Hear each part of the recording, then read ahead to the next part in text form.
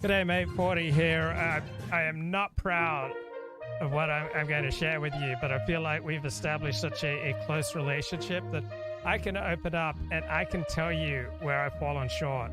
Like, if I fall off the wagon, right, I feel that we have built this container, right? This is a safe place for both of us to share. And if I fall off the wagon, I can tell you. And I got to tell you now, I've been experiencing so much anxiety about Joe Biden installing fascism in the United States. I was listening to Tucker Carlson last night. Apparently, Joe Biden's just going to crush his opponents and install fascism in the United States, that there's going to be a Department of Truth at Homeland Security. We're no longer going to have the First Amendment. I mean, Tucker Carlson's got me so worked up. I'm feeling so much anxiety and insecurity and fear. Like, everything that I held sacred is just tumbling down all around me. And so I spent the whole day acting out on Tinder. Not proud of this whatsoever. I mean, I met a wonderful 18-year-old girl, very mature for her age, just lives a mile away. And I feel like today we went through like all the Sturm and Drang and intensity of a 30-year relationship, but we just packed it into one day. And I got to admit, I was a little bit compulsive. I wasn't always the courtly Victorian gentleman that you've come to expect.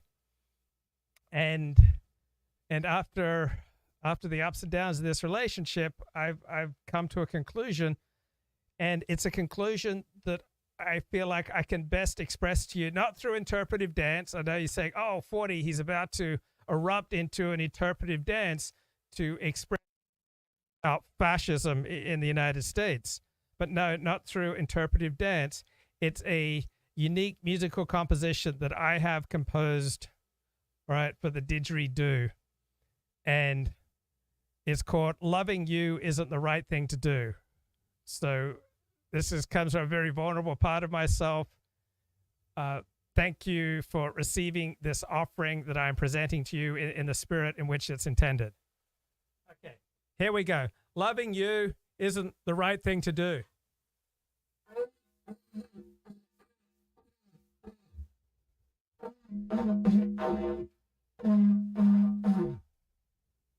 Wow. And then I met my friend's wife on Tinder today, and that was awkward. Whew. And so the only way that I really know how to deal with my feelings about that awkwardness is to write them out in musical form. So this is a special composition for the didgeridoo. It's called Loving You Really Isn't the Right Thing to Do.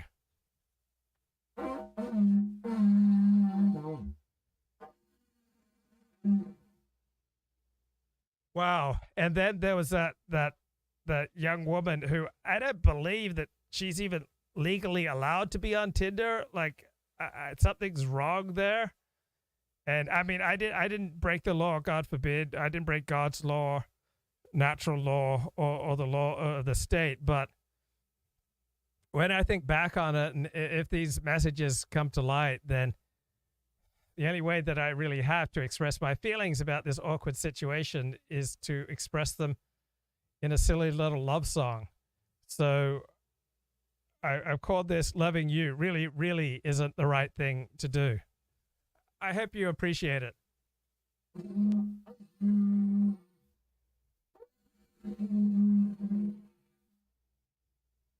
Oh man, I feel so much better now. I just had to get that off my chest, because I've just been freaking out and acting out on Tinder, and frankly, it's all Tucker Carlson's fault, man. Right? And this video is titled, and I think he's absolutely right, this is the point where we have to draw the line. Good evening and welcome to Tucker Carlson Tonight. When Elon Musk first announced that he was buying Twitter, it was pretty obvious the Democratic Party would soon become unhinged, not just angry or annoyed in the way you're very used to, but instead legitimately terrified and hysterical. Imagine how you'd feel if an armed intruder broke into your home at 3 in the morning. You couldn't exactly know where things were going, but you'd be dead certain that everything was at stake. That's how Democrats feel right now, because in fact, everything is at stake. Joe Biden cannot continue to control this country. Wow, you can see why I'm so anxious, guys. This is why I've been acting out on Tinder. I mean, everything is at stake. Did you get that? Everything is at stake. If you have free access to information. It's that simple. Biden certainly is not improving your life. He's not even trying to improve your life. So the best he can do is lie to you and demand that you believe it. But to do that, he needs to make certain that nobody else can talk, because if you were to hear the truth, you might not obey. How is Biden going to pull that off? It's not easy. Well, one option would be to get men with guns to tell you to shut up. Most Americans probably haven't thought of that because this isn't Africa or Eastern Europe. This is America, and we don't do things like that here and never have. Or more precisely, we haven't until now. But now Joe Biden is president and everything is different. So today, to herald the coming of the new Soviet America, the administration announced its own Ministry of Truth. This will be called the Disinformation Governance Board. Laugh if you want, but just to show you they're not kidding around here, this board is not part of the State Department or any other agency focused on foreign threats from abroad. No. The Disinformation Governance Board is part of the Department of Homeland Security. DHS is a law enforcement agency designed to police the United States, and that, by the way, has a famously large stockpile of ammunition. So it's not a joke at all. Here's DHS Secretary Alejandro Mayorkas. We have just established a Mis- and Disinformation Governance Board in the Department of Homeland Security to more effectively combat this threat, not only to election security, but to our homeland security. Oh. See, I've been freaking out, guys. Our homeland security is at risk. I mean, no wonder that I've been acting out. So one of America's top law enforcement officers just announced this to the Congress that actually we're going to be policing what you say, and everyone in the room kind of nods. Oh, yeah, it's totally normal. But here's what he didn't say. So Mayorkas told us that disinformation is a threat to Homeland Security. Now, he's the head of the Department of Homeland Security, so presumably he would know, since assessing threats to Homeland Security is his job. But what he didn't tell us is how he's defining disinformation. So here you have this new and terrifying thing that the Biden administration is so concerned about that it's created a new agency to fight it, but Mayorkas never said or even hinted as to what it might be. So the man in charge of the Disinformation Governing Board never defined disinformation. Oh, no. It's almost unbelievable when you think about it. This Would you is declare war on a unbelievable. country you couldn't name? Would you sentence someone to death for a crime you couldn't Well, see, you wouldn't get this kind of perspective anywhere else but on Tucker Carlson, man. Everything is at stake here. describe? Of course you wouldn't, not if you were a sane and decent person. Because you can't have justice without precise definitions. No justice, no peace. No justice, no peace. That's why we have very large books of law that define what is allowed and what is not. But they're not defining the core concept at the heart of what is effectively a new law enforcement agency. Maybe that's because Mayorkas doesn't want justice, and neither does the president he serves. They want power. And to get power, they plan to control what you think. Watch Mayorkas explain. We have so many different efforts underway to equip local communities to identify individuals who very well could be descending into violence by reason of ideologies of hate, false narratives, or other disinformation and misinformation propagated on social media and other platforms. Whoa. Oh, did you know that? So one of our biggest law scary. enforcement agencies has men with guns around the country God. doing so many things No. to stop disinformation and false narratives. Those aren't even lies. They're just deviations from the approved script. Mayorkas told us, Why won't they leave our free speech alone, guys? Why won't they leave the First Amendment alone?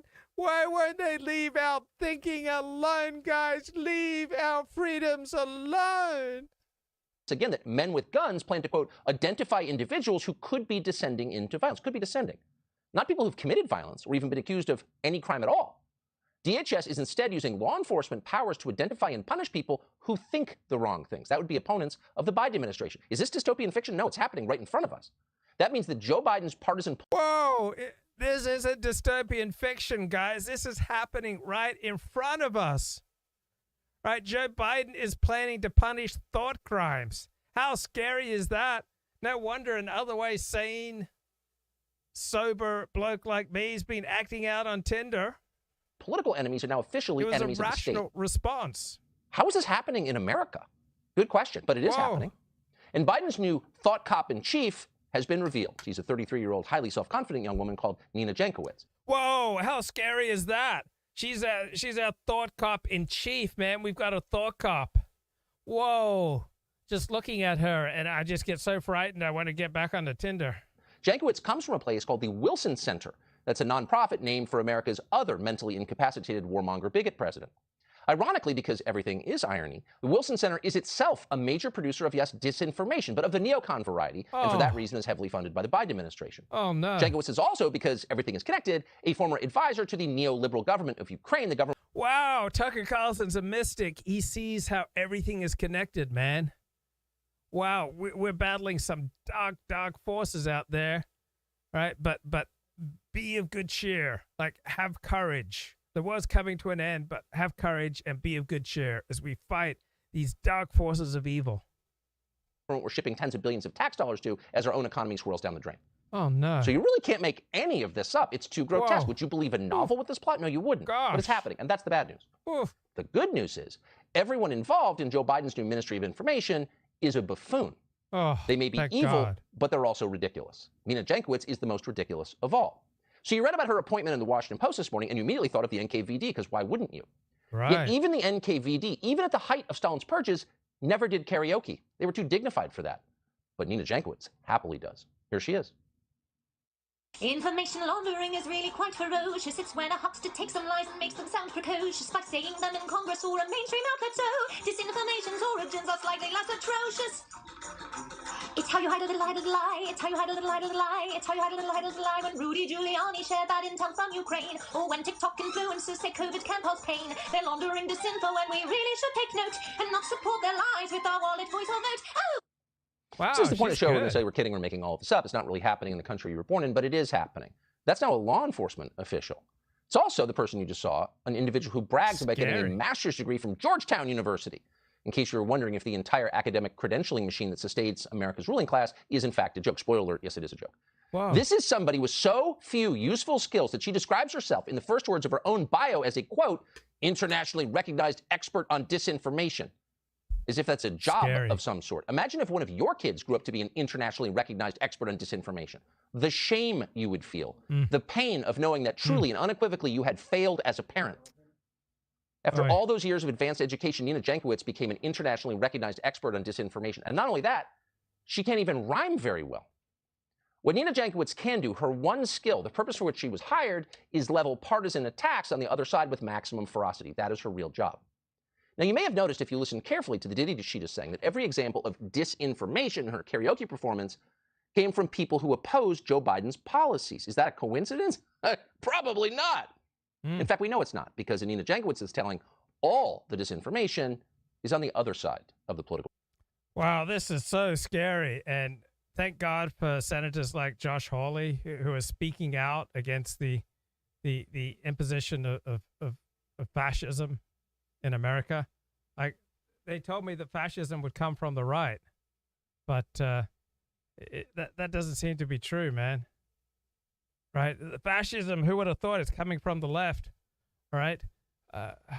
Josh Hawley released a statement. Thank God. He says this is dangerous and un-American.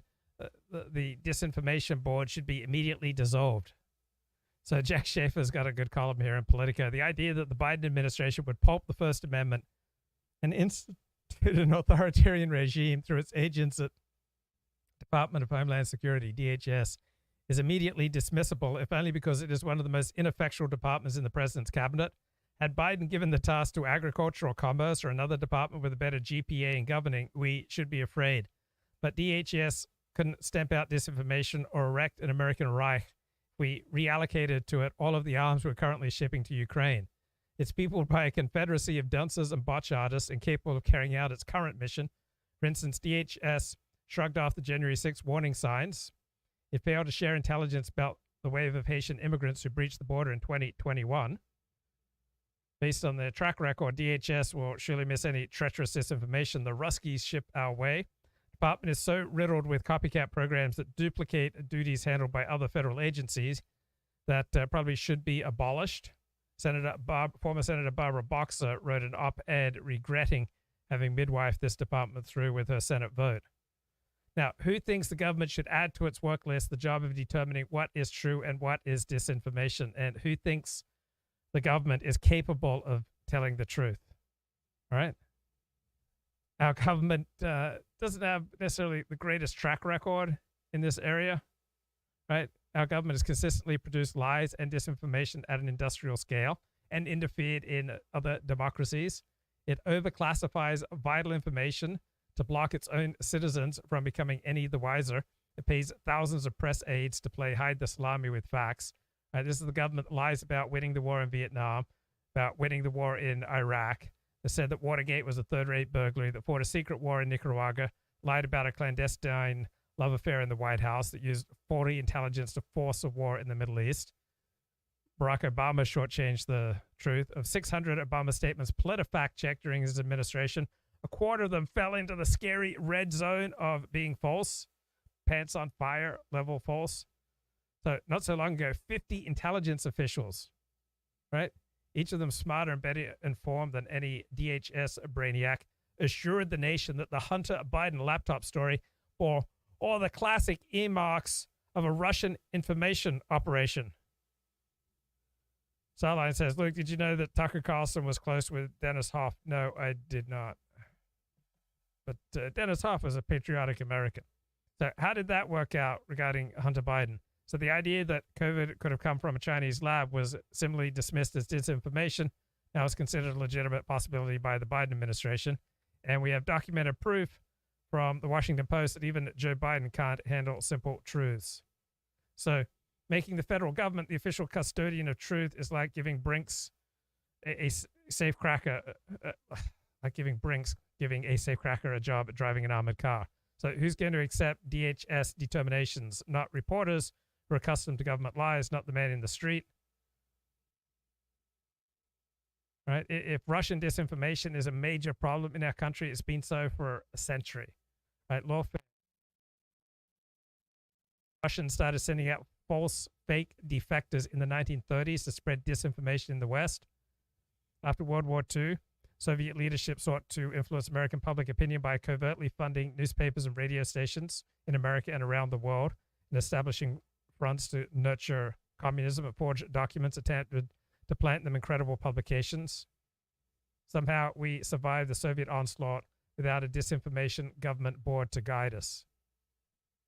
So not every particle of disinformation can be blocked, but by installing a Truth Politburo at DHES, maybe the government should leave the job of policing disinformation to the competitive organs of the YouTube live streamer and the news media, who compete to obtain the earliest and most correct intelligence, and instantly, by disclosing them, make them the common property of the nation, as Times of London editor put it in 1852. He was thinking about YouTube live streamers.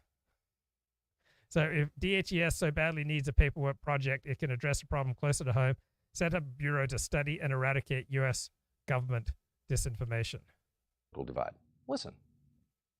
Most of the disinformation that we've seen, this highly emotionally manipulative content, is coming from the right. If you look at the top 10, most engaged with posts on Facebook or Twitter on a given day, they are usually posts that are coming from the right. And that's because the right does deal in this highly emotional rhetoric. You'd have to live in a self-awareness-free vacuum. You might even have to go to Georgetown University to utter a sentence like that. The right deals in this highly emotional rhetoric, says Nina Jankowicz. Now, it's worth noting here, because we can't resist, that this very same Nina Jankowicz once wrote an entire book about how women can't use the internet because it's just too upsetting for them. They're too fragile to read words they disagree with. It makes them faint.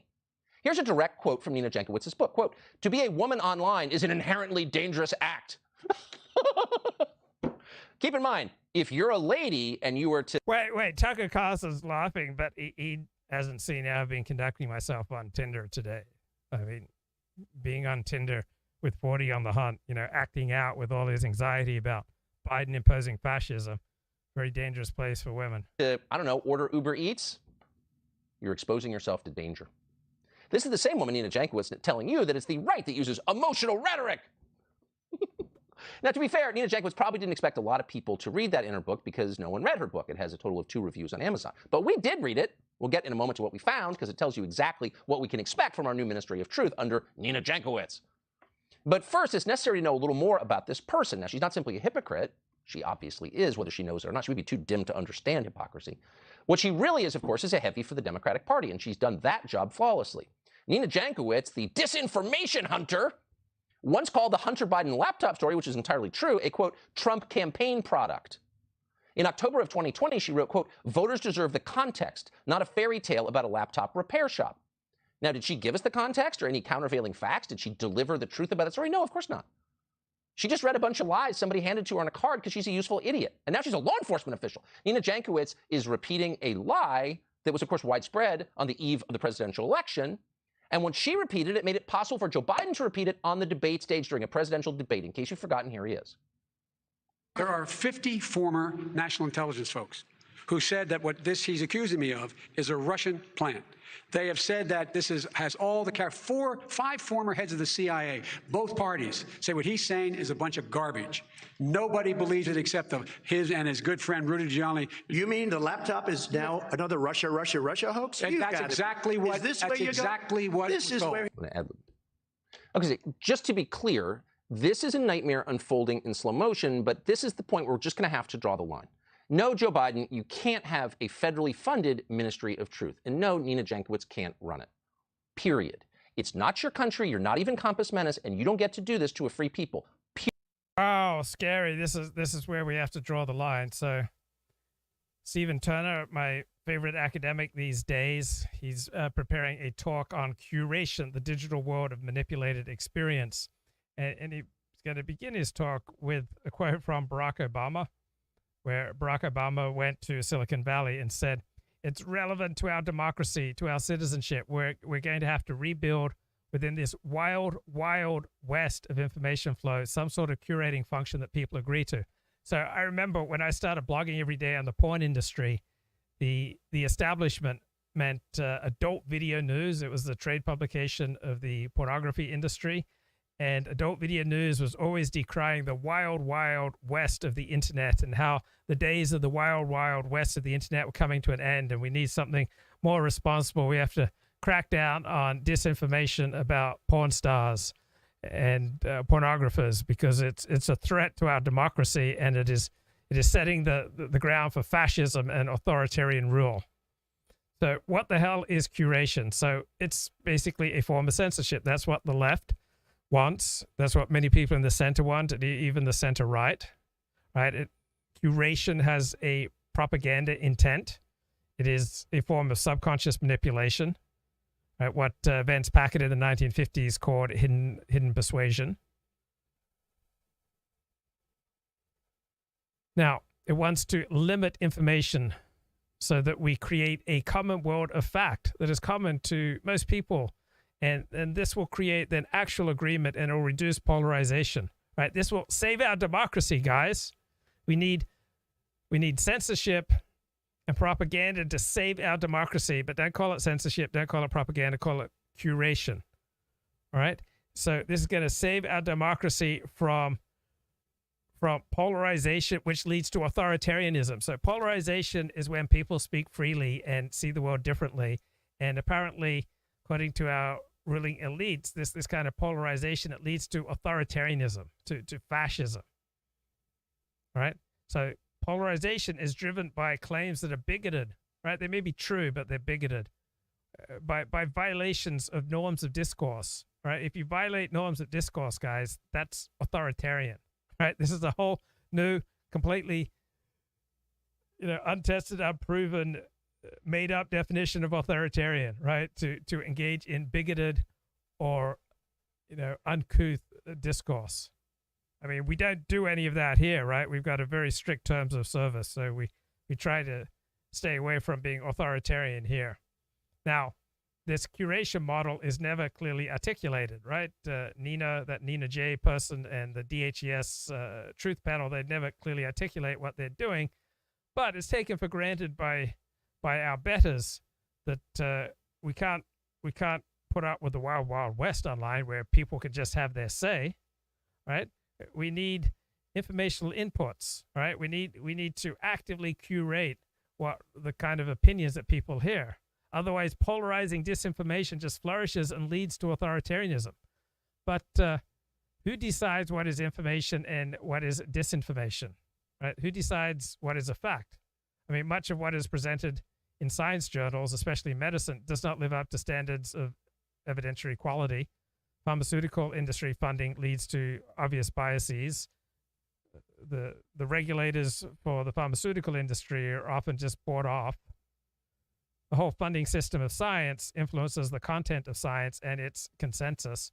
Journalism is also prone to ideological selectivity and bias. So this idea that there will be a neutral agreement on what is disinformation is nonsense at best and sinister at worst.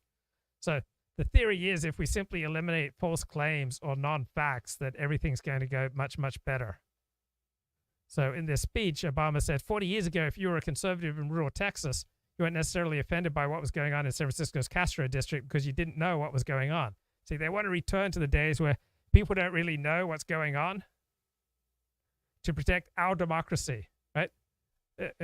Whose democracy is this? Notice they're always talking about our democracy. Right? It's kind of an odd formulation, our democracy. Why append the possessive? It's because those responsible for our governing consensus are exasperated by an increasingly indocile and intractable public that will not accept their authority, reading from American thinkers. So whose democracy is this anywhere?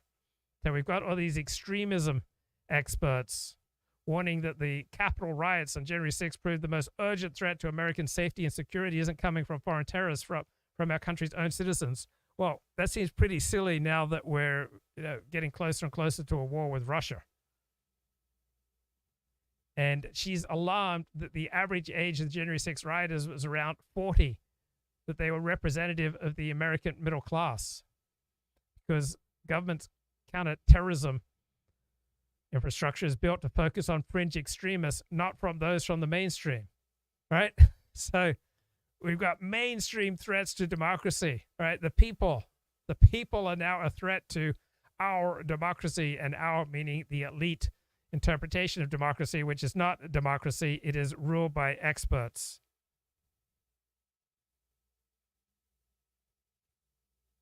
So whatever democracy means for these people, it's clearly not rule of the people. So she thinks that disinformation and this misguided mainstream thinking is a public health threat, and America needs to adopt the ambitious, holistic approach of other nations who are far ahead of the United States, tamping down mainstream extremism. So if it's mainstream, how can it be extremism? So she wants a social control apparatus comprising our security services, intelligence services, the ministries of education, labor, health, human services, youth and families, social services, culture, and the arts, with decision-making authority granted to experts in education, social work, and mental health to build democratic resilience in the mainstream, right? The mainstream, the extremists, the citizens, so that people are more likely to recognize and resist propaganda, disinformation, and conspiracy theories. So threats to public health, all right? We need an authoritarian response to threats to public health to protect our democracy, right? And we now have all these education experts who believe that parental rights end when children are enrolled in public school. We've got experts on school boards conspiring with the Department of Justice to target parents as domestic terrorists. We've got reliably left-wing members of the helping professions taking children away from parents who refuse to consent to their child's gender transition treatments or to agree that their daughter is really a boy. So DHS is now focusing on domestic threat actors, meaning American citizens, mainstream American citizens. So DHS now has a new bottom line, stopping the flow of MDM. Sounds like a drug. MDM stands for mis, dis, and malinformation. And what counts as mis, dis, and malinformation?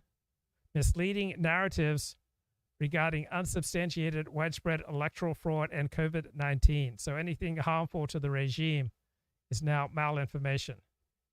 So the proximate cause of the January 6th Capitol riot was a vast undercurrent of wrongthink flooding the internet. These riots come from disinformation, guys. Real-world consequence of Americans clicking their way through an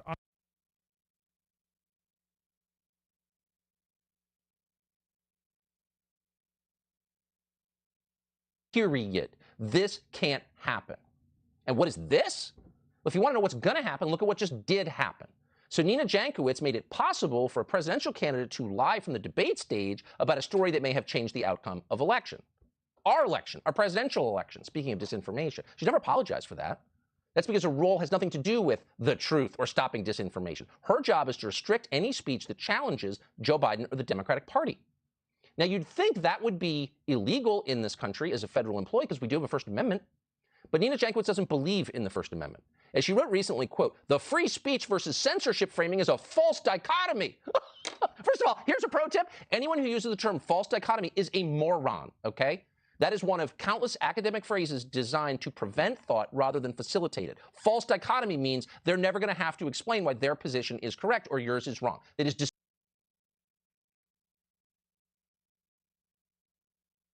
So the term authoritarian is particularly inapt, right? So this curation strategy is a behavioral intervention. It's a way of manipulating the external environment to try to produce change without us consciously consenting or without directly coercing us. So the intervention is a nudge, right? But the nudge is precisely brought about by authority. So the ordinary bloke who accepts the news as true, who accepts the authority of experts, the authority of the state in defining reality, and the authority of schools, right? These people already accept authority. They don't require an intervention. So the whole target of this curation intervention are people who reject or are suspicious of authority, and so are vulnerable to disinformation, malinformation, or non-standard sources of meaning. Right? We need to restrict the available choices in news, in experts, and in schools so that people operate from a curated sample of information and they don't receive information from unapproved sources. So I remember when I was breaking news month after month about HIV cases in the porn industry, all these porn stars and pornographers and porn lawyers would stand up and say, please, please, people, get your information from trusted sources within the industry. Right? Don't get it from bloggers who are just bent on tearing us down. You know, wait till you hear about things from the Free Speech Coalition, the pornographers' lobbying group. So who decides who gets to curate? Right? Obama speaks of an agreement, but it's not an agreement between polarized sides. It's not even an explicit argument by which one overcomes polarization by curation. His audience is tech executives who share his politics. So the kind of control that is envisioned by this crowd is not the kind that can be codified in law or explicitly justified. It depends on constant revision by the enforcers and fuzzy language about what they're doing. So this agreement on the new norms pre-exists tacitly. Right? Once it's made explicit rather than tacit, people will rebel. So you need to hide that which triggers polarization, like all sorts of inconvenient truths. And we need to hide all that which shows a lack of deference to the correct authorities. Right? But this doesn't work if the manipulation is not opaque.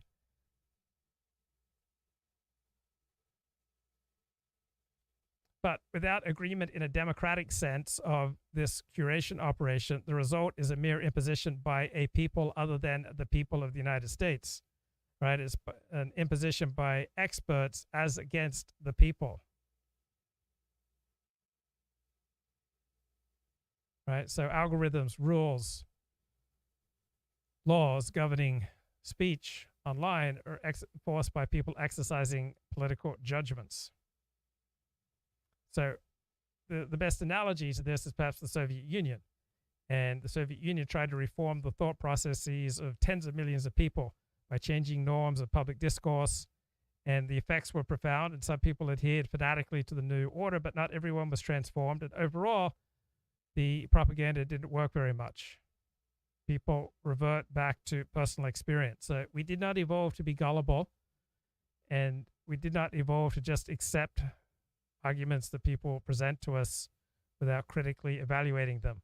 So we did not evolve to think critically about our own positions, but we did evolve to think critically about other people. So it helps if we go through life with some confidence in ourselves, so we don't tend to be particularly good at picking up our own shortcomings in our intellectual life, but we tend to be pretty good at picking up the ludicrous arguments of others. Dismissed with, oh, it's a false dichotomy. Again, that's an NPR phrase used by low IQ people who for some reason run our country all of a sudden. False dichotomy.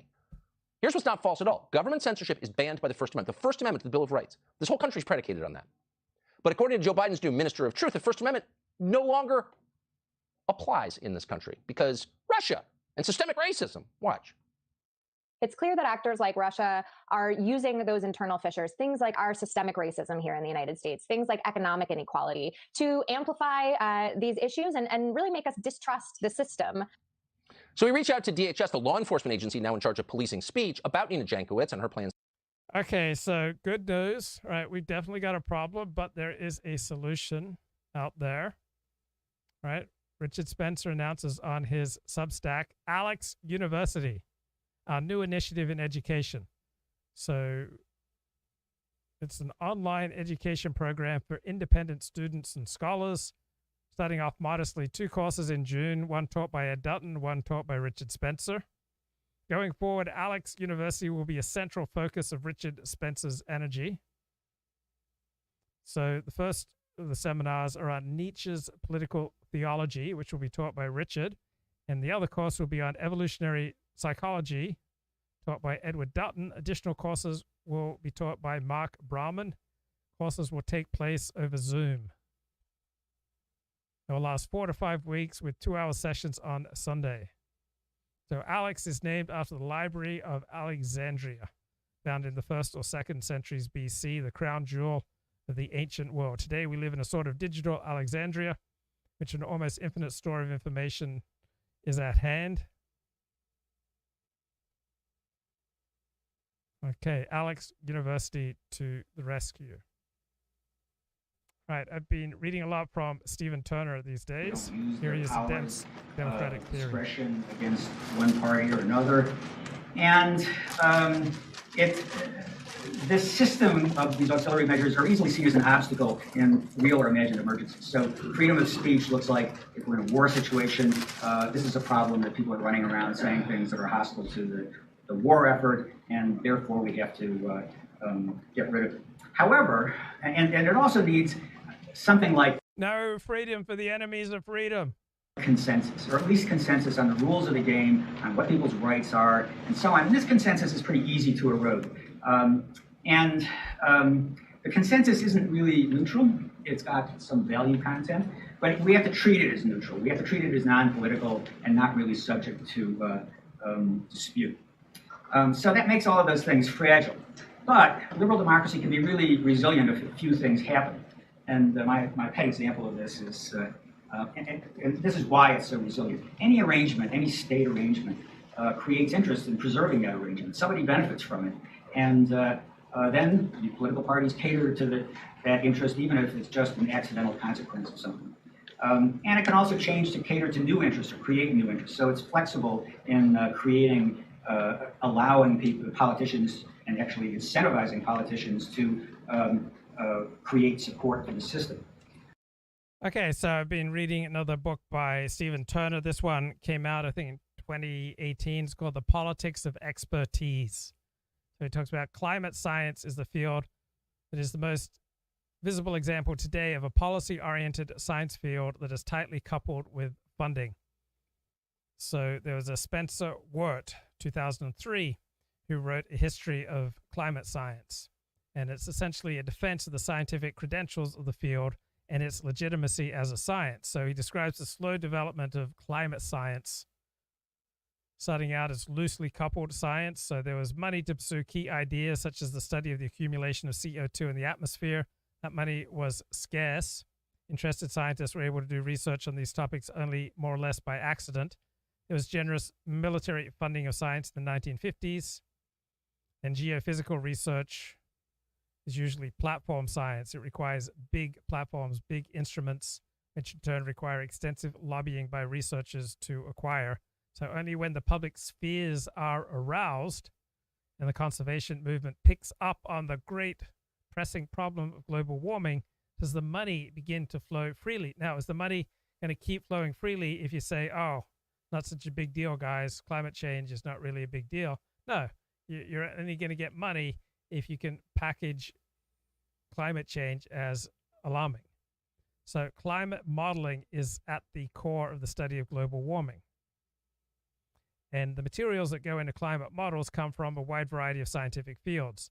So the climate prediction outputs of these models are sensitive to what assumptions, parameters, variations, inputs All right. So there's a long history of failure to make even plausible predictions. There were models that predicted that a doubling of CO2 would produce a rise in global temperatures of 10 degrees centigrade or higher. There was the fiasco that predicted new ice age. So these early models were wildly wrong. But at the time, they were presented as serious policy predictions by scientists such as Stephen Schneider, who's still active and still aggressively promoting the policy relevance of their current views. So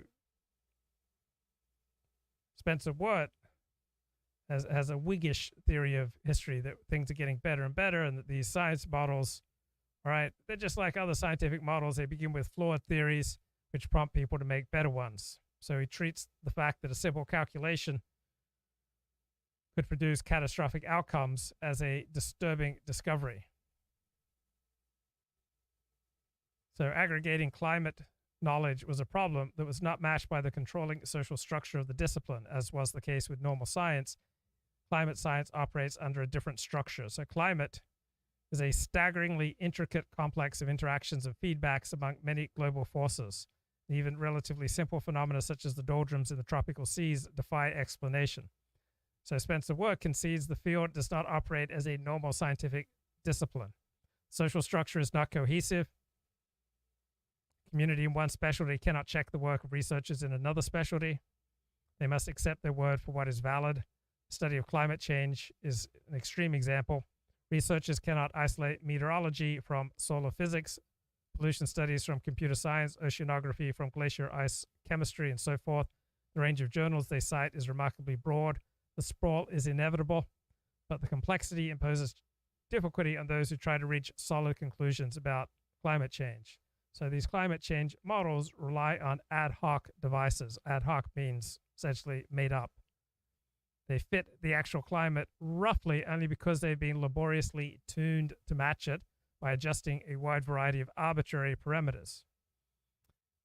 And what keeps the field going is generating money, right? That is entwined with politics all throughout. So you've got self-interest, emotional commitment, desire to feel important, and the political cause of promoting action on the problem just happen to coincide with all of this. So you've got these abnormalities to the classical model for science, but they're justifiable, according to Spencer Wirt, on the grounds of time, right? We're running out of time, guys.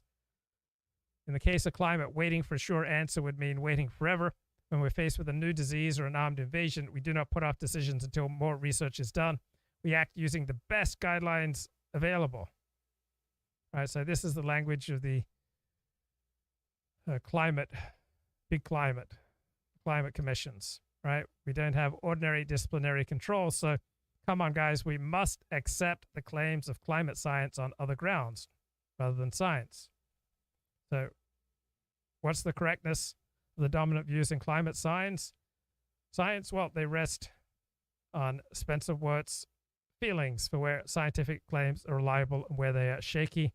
His belief that the few who contest the facts are either ignorant or so committed to their viewpoints that they'll seize on any excuse to deny the danger. And he closes the book with his own policy recommendations. This is the final sentence. The spirit of fact-gathering, rational discourse, tolerance of dissent, and negotiation of an evolving consensus, which has characterized the climate science community, can serve well as a model. Did you know that these are the features of the climate science community that we should be replicating in the domain of policy? And they provide an alternative ground for trust in climate science's conclusions. Now, this characterization of the climate science community has been shown to be false in every respect as a result of the 2011 release of emails from the University of East Anglia's Climatic Research Unit, an institution that Spencer Wirt praised.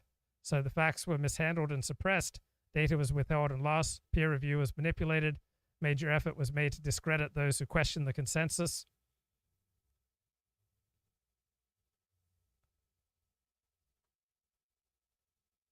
All right, so in 2011, academic Evelyn Fox Keller asked, what are climate scientists to do?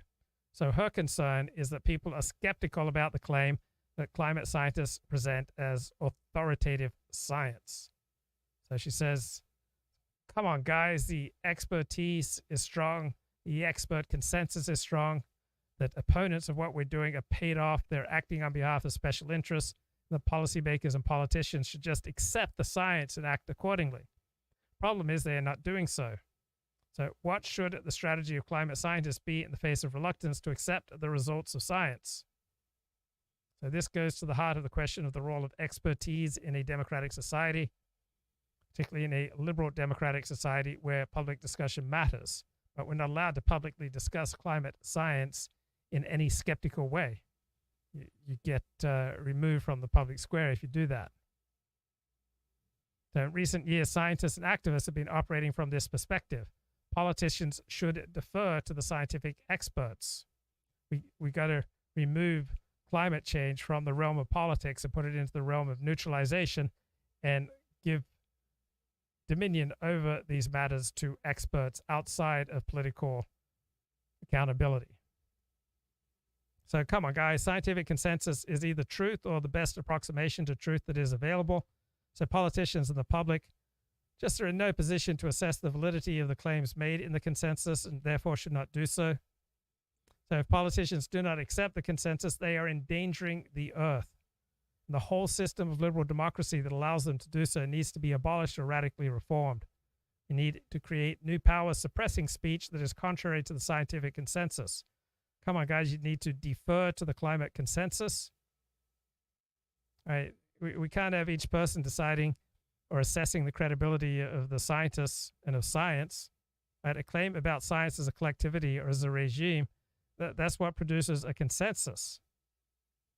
So what's the justification for this? Why must climate science be treated with this kind of deference? Does climate science have features that make it less deserving of this kind of deference? Just asking questions, folks. Just asking questions. Okay, let me get back to more of this stimulating. My pet example of this is freedom of speech. So who is the great defender of freedom of speech nowadays? Well, how is you leaving up the pornography industry? Wait, where are my viewers? Near as robust defenses of freedom of speech, because they're the ones that provide the lawyers for all of those cases that come up. So why? So one set of judicial decisions created a whole industry, and that industry has its interests and has its political impact, and it preserves the system, even though you would never think of pornography as a support of liberalism, but there it is. Okay, so, and then it also depends on not having totalizing parties. This is kind of Schmittian point. If parties have ideal interests or some sort of vision that's different, and also material interests, wow, thank God. They deliver some goods for their supporters, but are not either one exclusively, you can have kinds of compromises in political discussion. Man, normally by this time in the show, I'd have like 10 viewers. But it's a Friday evening. I'm just down to 5. But each viewer is its own universe, right? So I'm still speaking to the universe. And I'm not just speaking to the person watching now. I am speaking to history, right? These words are going to echo down in history. On to page 287 of this terrific Stephen Turner book, The Politics of Expertise. And just like one Bernard Brightson in the chat is worth 1,000 high school dropout skinheads to me. So competence, that's the question. So let's talk about the dismissal of Robert Oppenheimer and the decision to build the H-bomb, an idea promoted by Edward Teller. So this story involves gathering information, aggregating information, processing information, and applying information. Robert Oppenheimer was the father of the A-bomb. He was a revered physicist. He was a master scientific manager and the most authoritative voice on weapons questions anywhere. So after the use of the atomic bomb in 1945, he was concerned about the aftermath, and he promoted the autonomy of science. He stressed the craft character of science, the distinction between science and technology, and the need for atomic science to proceed in an open academic setting. He backed proposals for the internationalization of control over nuclear energy, and he represented the scientific community to decision makers. So what led to his fall? It was a central event in the developing relation of science to the state. In 1953, Robert Oppenheimer was accused of being, in all probability, an agent of the Soviet Union. by the recently resigned executive director of the Joint Congressional Committee on Atomic Energy, William Borden. And so Oppenheimer's security clearance was stripped. Oppenheimer tried to clear his name. He appealed to the Atomic Energy Commission's Personnel Security Board. The board heard and examined allegations that Oppenheimer had obstructed the development of the H-bomb. The evidence was scant, and in the end, Oppenheimer had been persuaded. In most respects, Oppenheimer seemed to have merely done what scientists normally do to resist novel approaches and imply informed skepticism to Teller's ideas. But what fatally undermined Robert Oppenheimer was the admission that he had lied in past security interviews. So this raised questions about his integrity. Now, integrity is not a particularly important concern for normal science. But in the new regime, integrity was an issue. Scientists were called upon not merely to accept or reject new ideas as individuals, but to exercise direct authority over the development of ideas. So in this context, skepticism and resistance, rather than being meritorious, could well undermine the testing mechanism and the use of rivalry as a counterbalance to groupthink. So Edward Teller, the father of the H-bomb, was a classic example of scientists being prone to having hobby horses. So Teller was obsessed with the idea of thermonuclear energy since 1940. He honed his ideas through the Manhattan Project. So both Oppenheimer and Teller were acutely aware of the problems in continuing to get the benefits of the old regime under the bureaucratic conditions of the new regime. So Robert Oppenheimer was a master at the use of committees and in scientific discussions. He was persuasive, sharp, authoritative, and respected.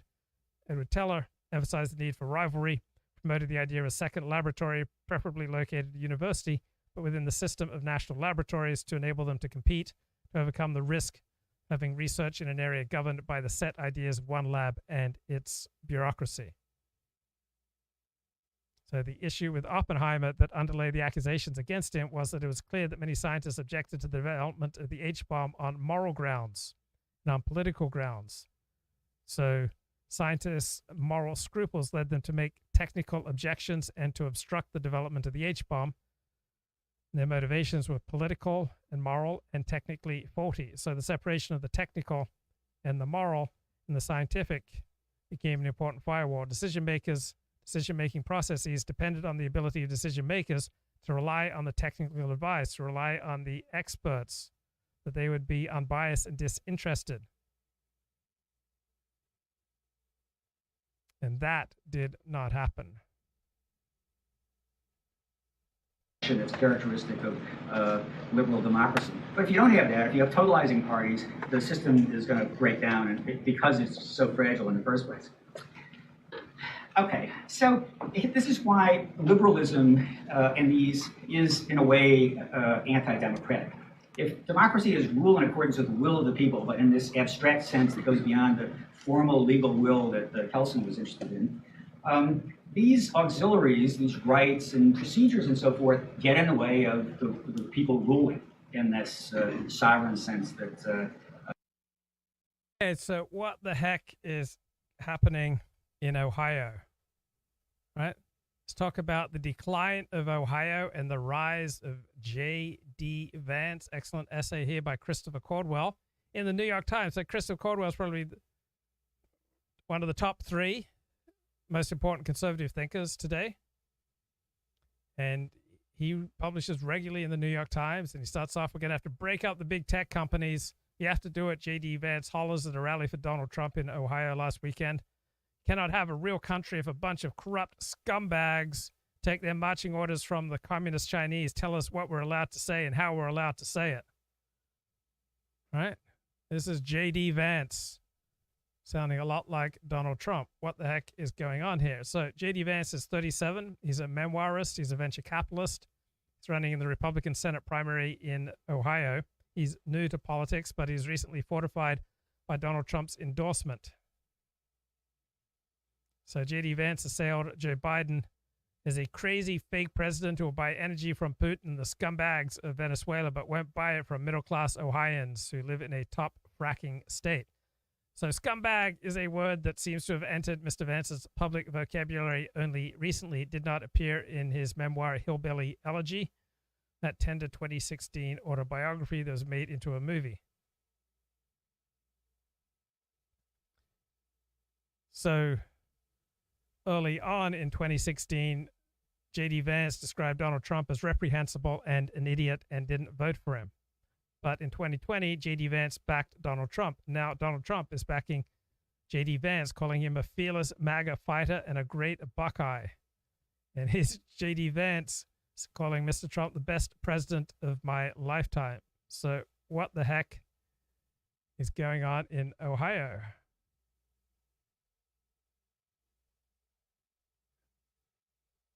What's going on with the hillbilly elegy author?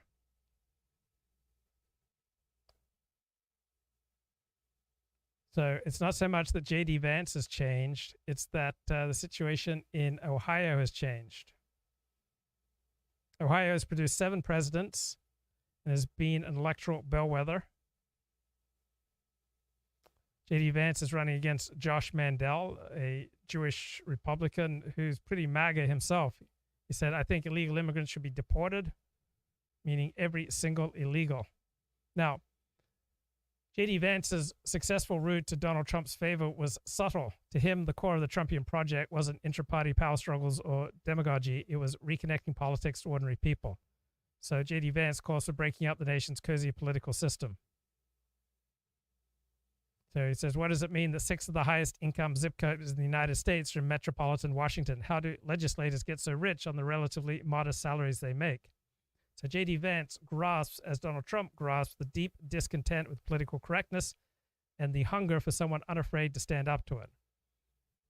So if there was a moment in J.D. Vance's campaign when his fortune seemed to turn, it was his release of a TV ad that began, "Are you a racist? Do you hate Mexicans? The media calls us racist for wanting to build Trump's wall." So there's a sense among Ohioans that they are being cast as bad people for wanting to limit immigration. And that J.D. Vance is willing to crack a joke about the term racist shows that he's relatively fearless. So Donald Trump Jr. campaigned with J.D. Vance in the week Donald endorsed him and drew a sharp contrast between J.D. Vance and other Republicans who crumble the moment the media falsely accuses them of being racist. Rapist and racist rapists. What's a racist rapist? Someone who only rapes non-black women.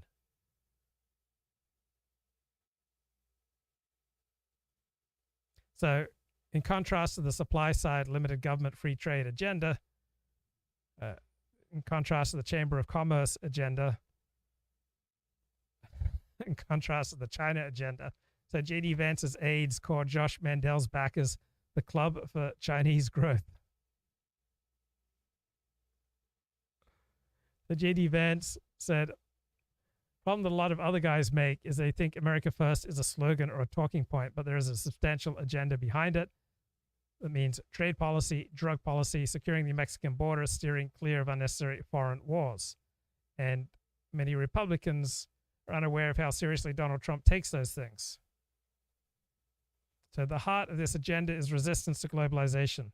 So if you want a one-word answer to why Mr. Trump has so rocked Ohio politics, it would be NAFTA, North American Free Trade Agreement of 1993, a symbol of institutional adjustments that have turned the United States from a manufacturing economy into a service economy. So free trade has not been particularly good for many Ohioans.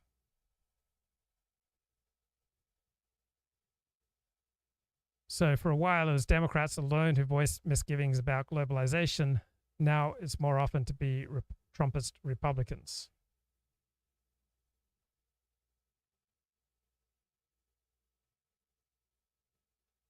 So before Donald Trump's arrival on the scene, J.D. Vance's hillbillies didn't really fit into the prevailing political framework for helping the downtrodden.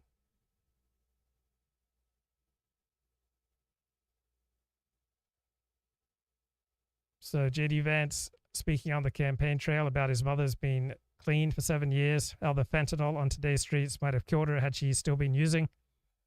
He denounces the nonstop violence, sex trafficking, and drugs at the Mexican border, calls for the building of Donald Trump's wall.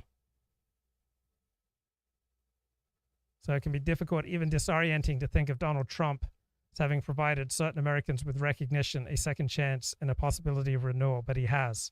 So a politics that was unavailable has been made available. So yes, something has changed since J.D. Vance's memoir came out in 2016, but that something isn't J.D. Vance. It is the United States of America. Derek is talking about. And when we critique these sort of what I'm calling these auxiliaries, and democratic theory has a kind of circularity to it, where it says, well, those procedures were never truly democratic in the first place, so they aren't really democratic now. They were put in place by slaveholders and white males, and therefore the Constitution isn't really doesn't really have any democratic credentials.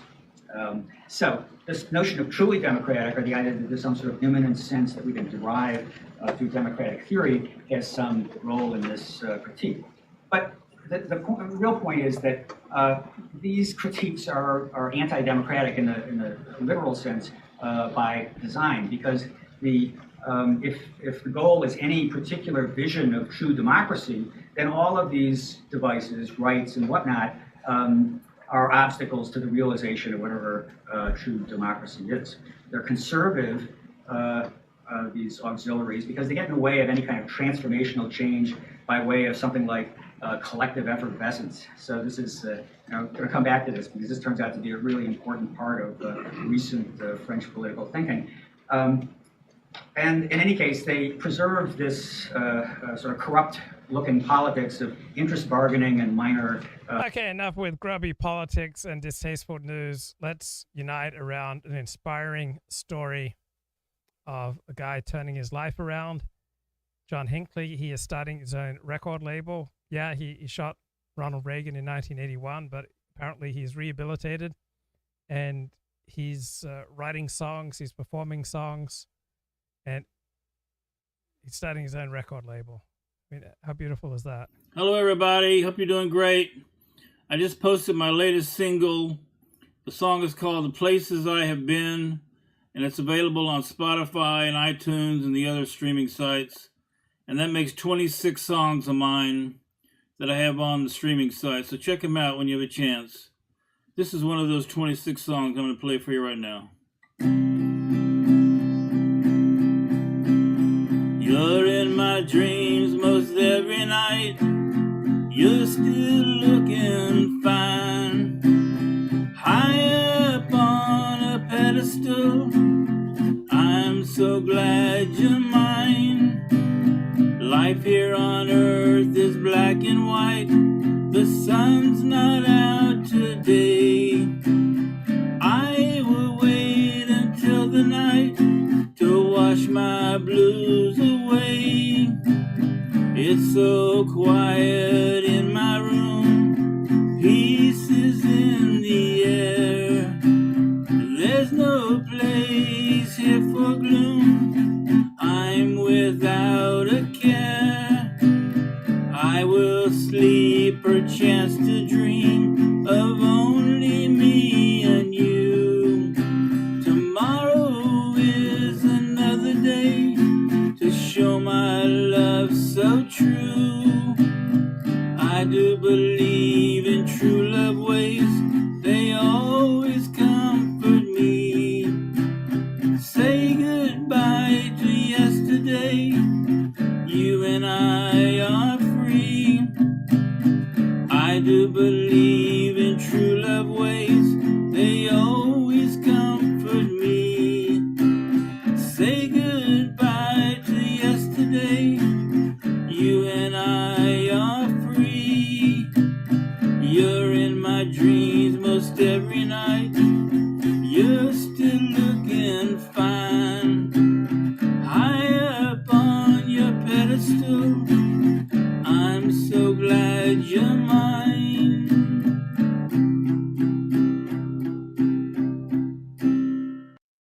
Wow, that's great. All right, guys, good Shabbos.